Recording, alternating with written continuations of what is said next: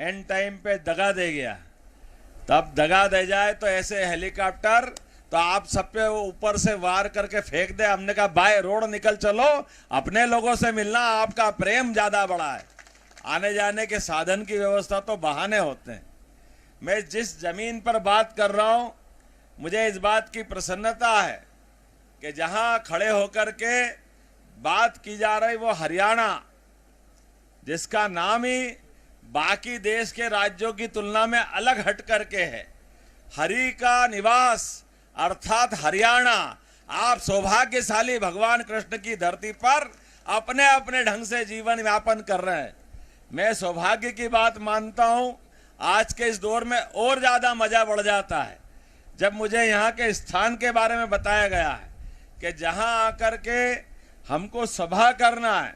मैं इसका इतिहास देख रहा था कि इसका इतिहास क्या है, तो मुझे बताया गया कि पूरे देश के अंदर बहुत कम जगह ऐसी होगी जहां से घर घर से कोई न कोई रणबांकुरा अपनी सीमा पे ड्यूटी कर रहा है, अपनी छाती को देश की सीमा के आगे खड़ा होकर के दुश्मन की गोलियों से मुकाबला करने के लिए प्रतियोगिता करता है। दुश्मन की गोली में दम है कि हमारी छाती में दम है। ये इतिहास बनाने वाली धरती है। ये वीरों की, महावीरों की, परमात्मा की दया से कई कारणों से इस स्थान का विशेष महत्व है। और एक बार नहीं, जब भी मौका पड़ा, हमको मालूम है कि भगवान कृष्ण के जीवन की लीलाओं के बहुत सारे अलग अलग रहस्य हैं। जीवन में उनके अपने जब से जन्म नहीं हुआ उसके पहले से कठिनाई क्या होती है, परेशानियां क्या होती है, कोई किसी से सीखे ना सीखे, लेकिन भगवान कृष्ण के माता पिता के समय से जिनके परिवार में भगवान के पैदा होने के पहले 1 2 नहीं 6 6 7 7 भाई बहनों को मरना पड़े, जिनके जीवन काल में भगवान ने वो तो देखा नहीं, लेकिन जिनके माता पिता को जेल भी जाना पड़े, लेकिन वो सारी कठिनाई के बाद भी जब बच्चा पैदा होता है और पैदा होने के बाद जीवन में जब से उनने कदम बढ़ाया, कष्ट कितने होते, माता पिता को जेल जाना पड़े, ये नंद बाबा यशोदा के आ जाए तो माँ का दूध के साथ साथ पूतना का जहर भी तैयार रहता। संसार कितना कठिन है, ये भगवान कृष्ण से सीखने वाली बात है। कहाँ कहाँ कठिनाइयां है। बचपन में माँ के दूध में तो कोई जहर नहीं पिला सकता ना, लेकिन भगवान ने अपने जीवन में ऐसे संघर्षों से ही कदम बढ़ाया। तो ये वीर बाकुरों का वंश कहाँ से चालू होता है। कठिनाई तो फूल समझ करके अपने पास रख लेते हैं। एक बार हो जाए, 2 बार हो जाए, भगवान का जीवन तो आप देखो कि कष्ट कितने होते हैं। कभी पूतना को मार दे तो बकासुर बगला रूप में आके भगवान को मारने आ जाए, फिर उसको मार दो तो धेनासुर गाय रूप में मारने आ जाए।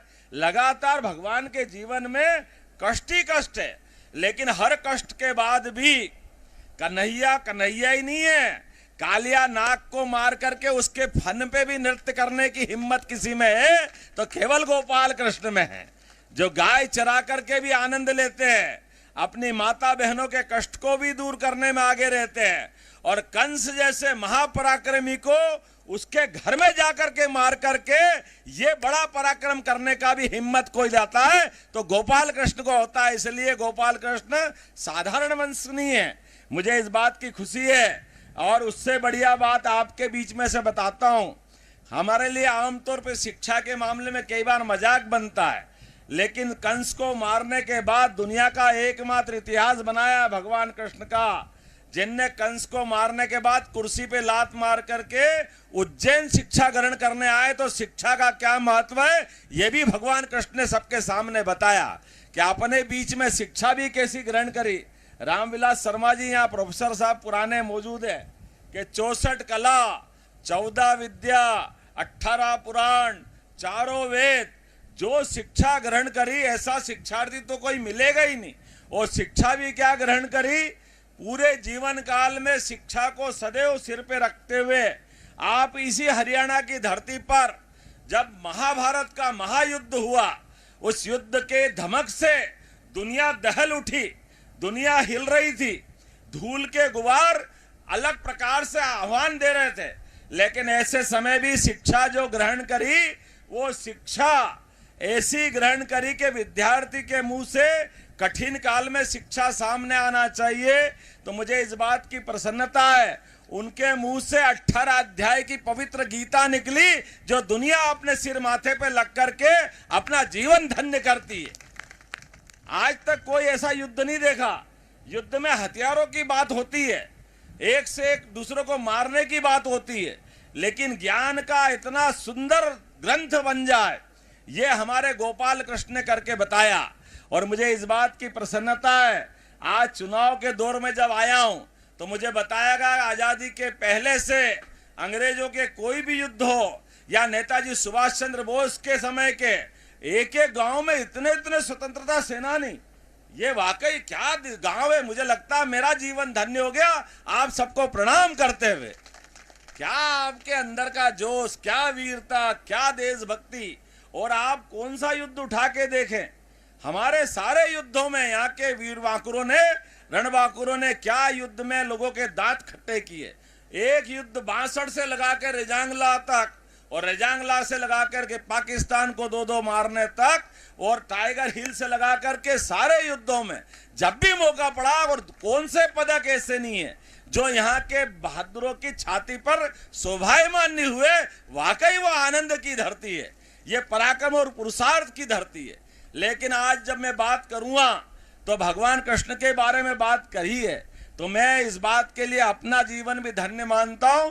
यद्यपि जो गाय पाले सब गोपाल, जो कृष्ण को माने सब कृष्ण वाले, लेकिन फिर भी आज के इस दौर में जब खोल करके बात करेंगे, 1832 में जब लॉर्ड मैकाले ने शिक्षा नीति लागू की, उस शिक्षा नीति में दुर्भाग्य से भगवान कृष्ण के, भगवान राम के सारे अध्याय निकाल करके शिक्षा नीति हमारे देव विहीन कर दी।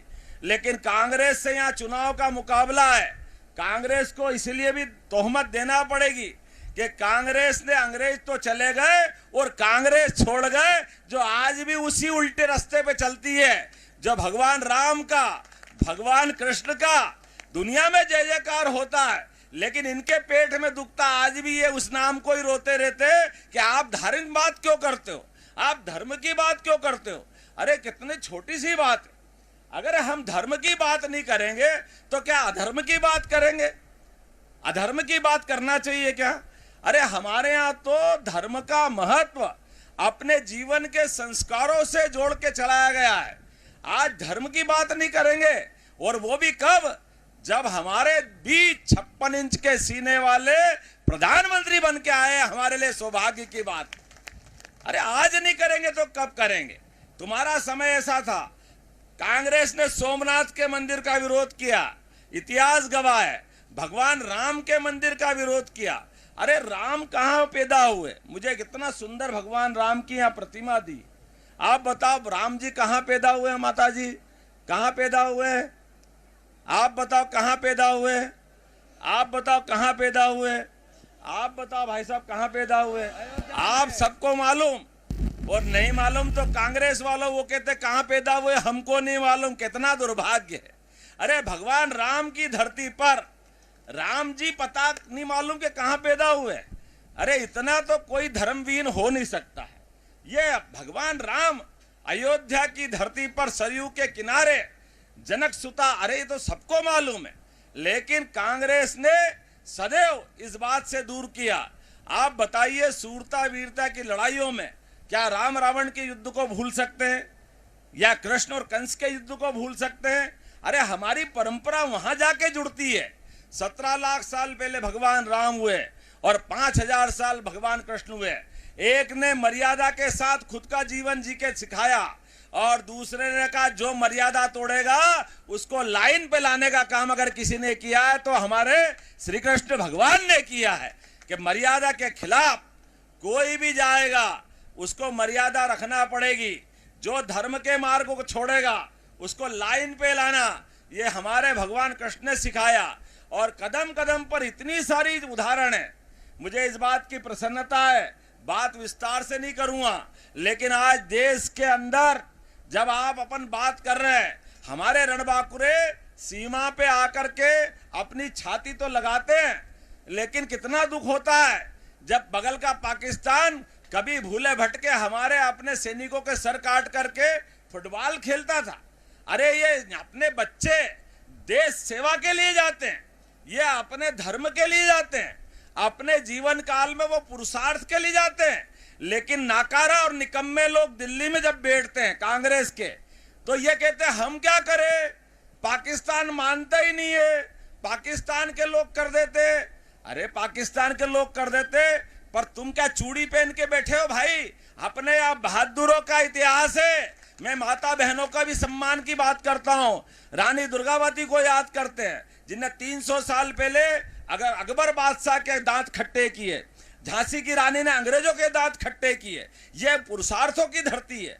आज अपने इस बीच में देखो, आपने 2014 में पूर्ण बहुमत की सरकार दी, और उसके बाद जब नरेंद्र मोदी ने पाकिस्तान को घर में घुस के मारा, इस बात का आनंद आया कि नहीं आया? ये देश और देश का पुरुषार्थ है। हमको कितना आनंद आया होगा। लगातार 70 साल तक